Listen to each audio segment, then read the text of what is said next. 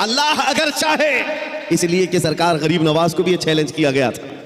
आपको एक पुजारी ने कहा था, वो आग जलाए बैठा था, गरीब नवाज ने कहा कि ज़रा इसमें हाथ डाल दो, जिसकी इबादत करते हो ये तो तुम्हारा खुदा है।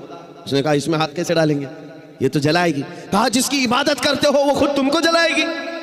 कितने सालों से इबादत कर रहे हो? कहा मेरे बाप दादा सब इसी की इबादत करते आए, हम इस आग को बुझने नहीं देते। कहा फिर हाथ डालो।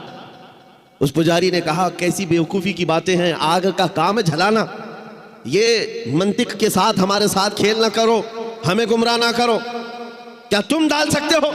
सरकार गरीब नवाज ने कहा मैं तो इसकी इबादत नहीं करता, लेकिन जिसकी पैदा की हुई है उसकी इबादत करता, आग का मालिक अल्लाह है। तो उसने कहा तो चलो ठीक है, तुम ही डाल दो, तुम ही डाल दो।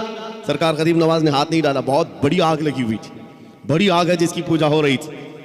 उस पंडित की गोद में एक छोटा सा बच्चा था, साल भर का, 1.5 साल का। उसकी गोद से बच्चे को ले लिया और आग में चले गए, अंदर चले गए। अब ये चीख पुकार करने लगा कि ये दुर्वेश आया, खुद भी जल गया, मेरे बच्चे को भी ले गया। और इतना हल्ला किया कि अंदर से वो नजर नहीं आ रहे थे। लोग जमा होने लगे, आसपास के सब जमा हो गए, और सबको ये हैरत थी कि ये जलकर राख हो जाए, आग को बुझाएंगे तब ये मिलेंगे।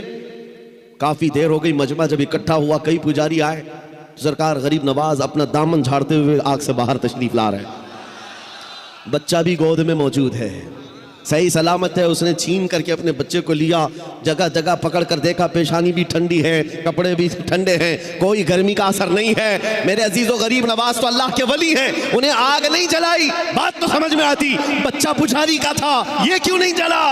मुफस्सिरीन कहते हैं, तारीखदान कहते हैं, देखना यह है हाथ में किसके था बच्चा। इसीलिए हम कहते हैं ख्वाजा का दामन, गौस का दामन, अरे जहां हाथ लग जाए उस पर आग नहीं लगती। मैं आपसे ये बात कर रहा हूं, हमसे भी कहा गया था ये कैसी बातें हैं, बड़े बड़े दावे हैं। हमने यही कहा हमारा दावा नहीं है, ये रसूलुल्लाह की इज्जत की बात है, ये नबी पाक की हुर्मत की बात है।